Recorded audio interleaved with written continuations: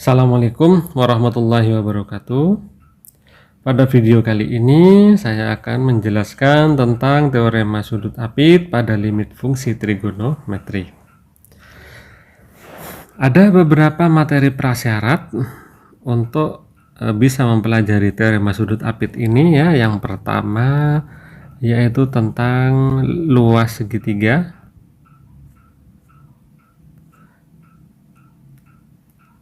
Di mana segitiga yang kita maksud adalah yang pertama dasar, yaitu segitiga siku-siku. Kemudian yang kedua adalah segitiga sembarang, ya, sembarang yang memenuhi aturan seperti ini. Misalkan ini sudutnya alfa, di sini sisi 1, di sini sisi 2. Nah, yang siku-siku kira-kira ya seperti ini ya. Misalkan ini siku-siku A, di sini T. Maka luasnya itu sama dengan setengah kali alas kali tinggi. Sedangkan yang ini luas sama dengan, ingat materi kelas 10 ya, setengah kali sisi 1, sisi 2 kali sinus sudut apit. Sudut apitnya adalah alfa. Dan yang berikutnya ya, yang kedua adalah perbandingan trigonometrinya.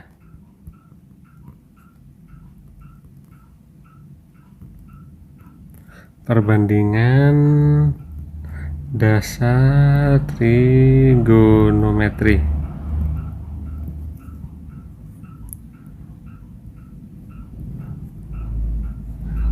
Nah, misalkan di sini alfa, kemudian sisi di depan ini adalah depan ya, depan sudut, dan sisi yang paling panjang sisi miring, dan di sini adalah sisi samping.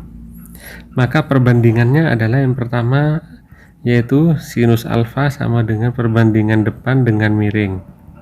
Kemudian kosinus alfa itu adalah perbandingan antara samping dengan miring. Dan tangen alfa adalah perbandingan antara sisi depan dengan sisi samping. Nah, semua sudah menguasai ya. Dan yang ketiga, ini geometri ya. Bagaimana cara mencari luas juring? Ini ada juring ya. Jari-jarinya R, misalkan sudutnya alfa, berarti luasnya sama dengan alfa per 360 derajat kali luas lingkaran, yaitu PR pangkat 2, atau alfa per, kalau ini dalam derajat, kalau dalam radian berarti 2pi radian kali PR kuadrat. Oke, dengan materi prasyarat itu kita bisa teruskan ke teorema limit apitnya. Perhatikan gambar ini. Nah, pada gambar berikut kita perhatikan ya. Saya sebutkan ada 3 bangun ya. Yang pertama kita fokus pada yang pertama yaitu segitiga OAB. Yang kedua ada bangun juring OAB, dan yang ketiga ada bentuk segitiga OAC. Dan masing-masing ini bisa kita cari luasnya. Untuk OAB, oh ya, ini jari-jarinya 1 ya di sini. OAB berarti kita gunakan konsep sudut sembarang tadi yang menggunakan trigonometri sinus nih. Nah, berarti setengah luasnya ya, luas segitiga OAB itu sama dengan setengah kali samping ya, sisi samping yaitu OA kali OB kali sinus X. Karena OA1 OB1 maka jadi setengah sinus X. Oke, yang juring sekarang tadi alfa per 360 atau alfa per 2pi. Karena ini dalam radian berarti ini X per 2pi kali R nya 1, pi kali 1 kuadrat, sehingga pi nya bisa dicoret, tinggal X per 2 atau setengah X biar seragam. Kemudian bagaimana dengan OAC? OA itu sisi samping, AC itu adalah depan samping kita arahkan ke tangan, sehingga didapat tangan X itu sama dengan AC banding OA. Karena OA nya 1, AC dibagi 1, ya berarti kesimpulannya tangan X sama dengan AC. Luasnya, jadi luas segitiga OAC sama dengan setengah kali alasnya OA karena segitiga siku-siku, dan tingginya adalah AC, yaitu setengah kali OA nya adalah 1, AC nya adalah tangan X, sehingga didapat ini adalah setengah tangan X. Oke, sudah kita dapat luas ketiga bangun ini. Dan kalau kita perhatikan untuk sudut X yang seperti ini, ketiga bangun ini yang paling kecil adalah segitiga OAB, yang tengah-tengah adalah juring OAB, dan paling luas adalah segitiga OAC. Sehingga bisa saya tulis bahwa luas segitiga OAB kurang dari luas juring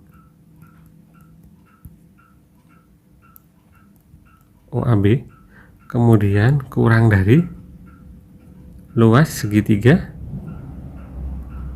OAC.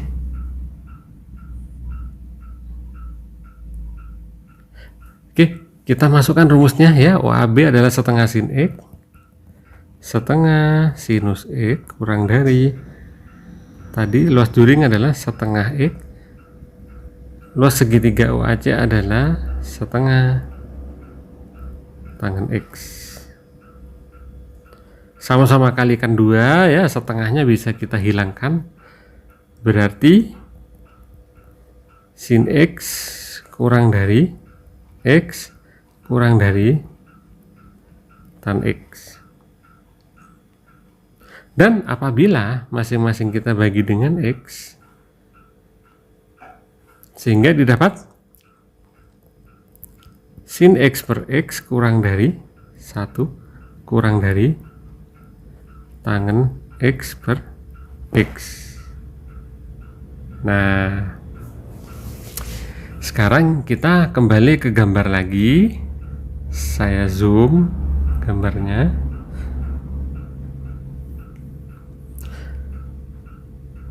Sekarang akan saya rubah, saya pakai merah. Sudut X-nya saya perkecil ke sini. Nah, sehingga didapat bangun ketiganya ini yang merah.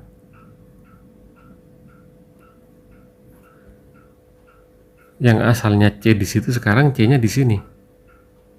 B-nya di sini. Sekarang perhatikan bagaimana antara luas juring OAB dengan luas segitiga OAB.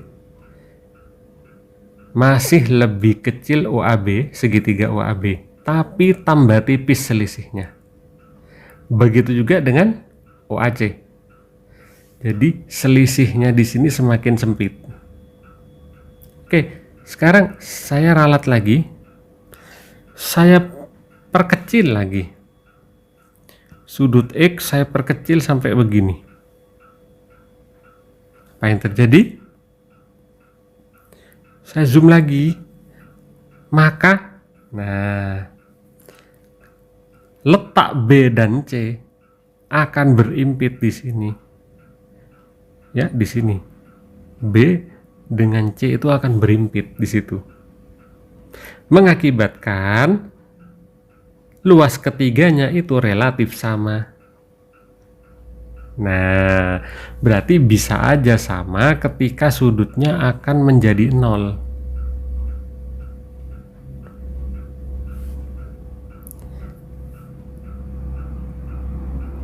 Maka di sini sebenarnya tandanya ada sama dengannya. Lah, kapan akan jadi sama dengan? Ketika x-nya 0 tadi kan? Atau batas 0 ya. Hampir 0. Berarti x-nya kalau saya buat 0, sin x per x, maka tandanya ini bukan kurang lagi, yaitu sama dengan ini juga. Lah,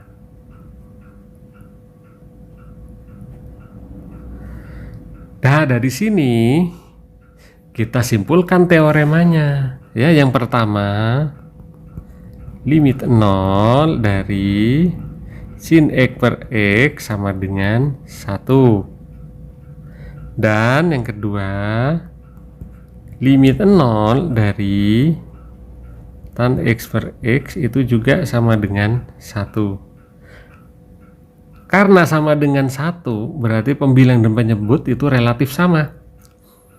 Sehingga ini juga bisa dibalik, yaitu limit 0 dari x per sin x juga hasilnya 1. Yang ini juga limit 0 dari x per tangen x juga sama dengan 1. Lah, ini teorema Apitnya. Bagaimana cara menggunakannya? Oke, kita simak contoh berikut ini. Nah, saya contohkan 2 soal saja. Tapi ingat, sebelum kita melakukan Apit, kita harus cek terlebih dahulu. Apakah ini bentuk tentu atau tak tentu? Ketika bentuk tentu tidak perlu menggunakan teorema Apit. Ketika bentuknya bentuk tak tentu, bisa kita gunakan Apit. Oke, kita masukkan tan 0, 0, 8, ini 2x ya. Ini 2x.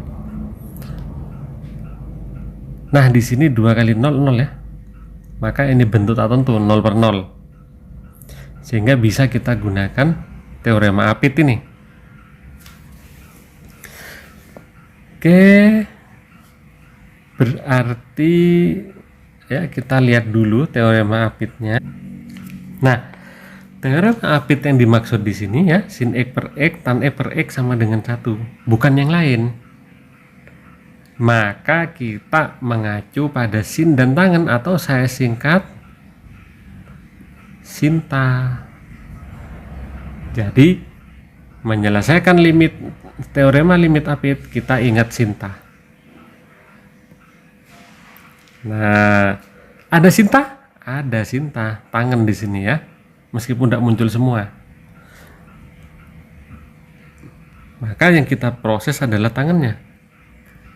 Sehingga limit 0 dari 3 tangen x ya. Ingat teoremanya bahwa tangen x harus per x supaya jadi 1. Maka kita buat ini per x. Tapi kan sebenarnya tidak ada per x di sini. Supaya netral, supaya tidak berubah. Jadi di matematika itu boleh merubah bentuk, tapi nilai tidak berubah, diperbolehkan. Seperti kita mau mendapatkan 2, itu bisa kita tulis 5 dikurang 3. Nah, itu manipulasi di matematika. Jadi kita manipulasi berarti kita kalikan x. Yang di bawah 2x kali cos 8x. karena cos 8x ini bukan pembuat 0, pembuat nolnya adalah x, maka x yang kita coret. Nah, ketika x sudah dicoret, kita tinggal substitusi. Ketika kita substitusikan, limit tidak perlu ditulis lagi. Berarti ini langsung jadi 1 ya. 3 kali 1 dibagi 2 kali cos 8 kali 0, 0. Cos 0, 1. 3 bagi 2 ya 3/2. Oke, yang B. Nah, ini bukan 0. Bagaimana ini? Bukan 0. Memang ini bukan 0, tapi ketika masuk ke dalam fungsi ini, yang saya kotak ini jadi 0. Nah, sehingga bisa kita gunakan juga teorema Apit. Berarti sin kotak ya, sin kotak nanti sin kotak per kotak kali kotak. Manipulasinya gitu. Berarti sama dengan limit ya, limit pi, jangan lupa kita tulis limit ketika ini masih ada unsur x, ada variabelnya. Berarti sinus x min pi dibagi x min pi berarti harus kali dengan x min pi dibagi, ini kita faktorkan, 2 keluarkan jadi x min pi. Nah, pembuat nolnya adalah x min pi tadi, kita coret aja. Setelah dicoret, maka langsung masukkan, ini jadi 1. Oh, berarti 1 yang atas, yang bawah coret tinggal 2 ya. Hasilnya adalah 1/2. Oke, itu sekilas tentang teorema sudut Apit. Semoga bermanfaat, terutama bisa menyelesaikan tugas-tugas dari saya nanti. Terima kasih. Assalamualaikum warahmatullahi wabarakatuh.